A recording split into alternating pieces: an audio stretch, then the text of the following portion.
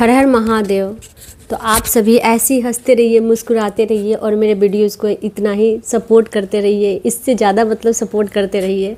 और इतना लाइक करते हैं, इतने मेरे वीडियोस देखते हैं, उसके लिए बहुत बहुत थैंक यू। आज आपके लिए एक बहुत ही बेजोड़ टेक्निक लाई हूँ, ठीक है। अगर आप लोग लॉ ऑफ अट्रैक्शन में हैं या लॉ ऑफ अट्रैक्शन को अप्लाई करते हैं अपने जीवन में तरक्की लाने के लिए, विश फुलफिलमेंट के लिए, तो ये वीडियोस आपके लिए ही। तो चलिए स्टार्ट करते हैं। जैसा कि चंद्र ग्रहण कल था तो हो गया, चंद्र भगवान मुक्त हो गए, और पूर्णिमा भी कल था, तो आप सभी ने चंद्र भगवान को की मुक्ति के लिए भगवान से प्रार्थना की होगी, पूजा पाठ किए होंगे, और हम भी किए थे। तो 8 सितंबर है और कल है 9 सितंबर।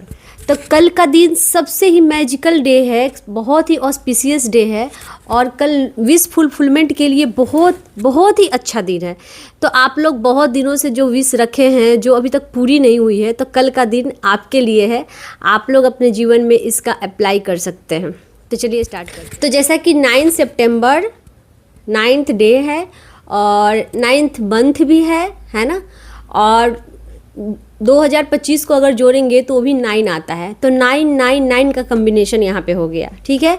और 9 नंबर मंगल का होता है, और हनुमान जी मंगल के भगवान हैं, तो कल मंगलवार का भी दिन है, तो ये पूरी तरह से हनुमान जी को समर्पित है ये डे।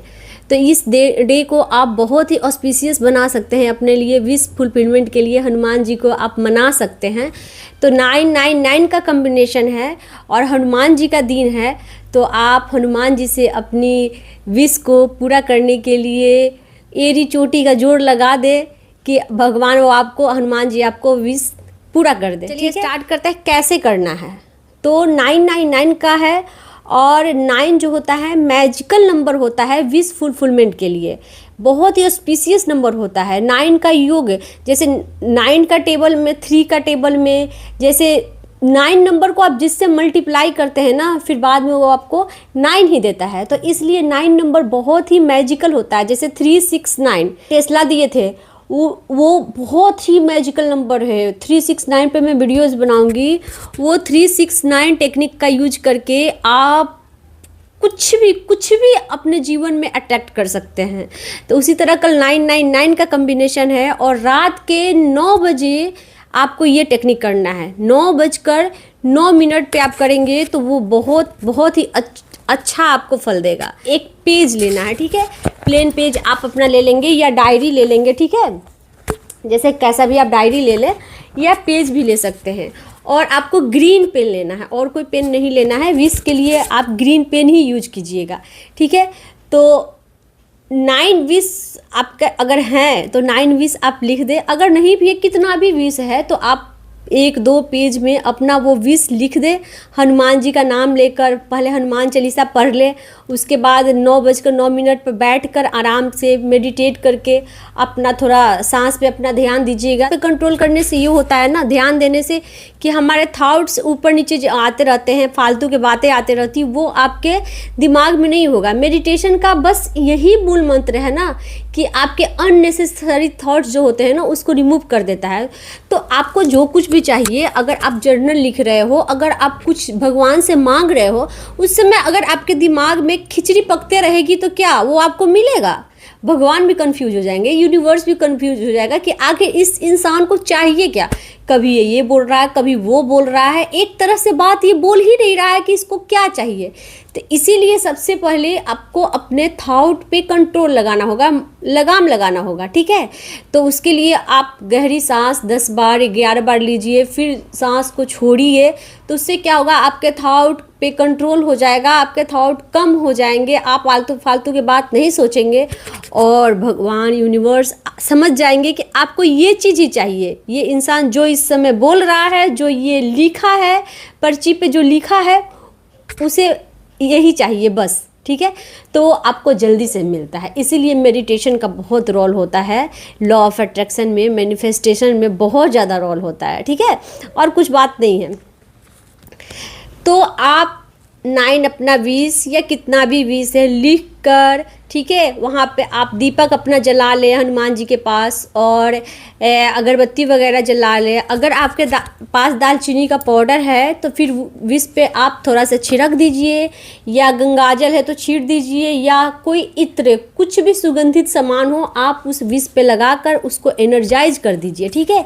और उस पर्ची को आप वहीं पे हनुमान जी के पास पड़े रहने दें, या कोई भी भगवान है मंदिर में आपके मंदिर नहीं है, आपके पास मंदिर नहीं है तो आप कबर्ड में कहीं भी जो अच्छा आप सामान रखते हो, जैसे पैसे वैसे रखते हो, जैसे प्योर एनर्जी जहाँ पे रहती है वहाँ पे आप इस पर्ची को रख दें, ठीक है। और 9 डेज तक आप वहीं पे छोड़ दें, ठीक है।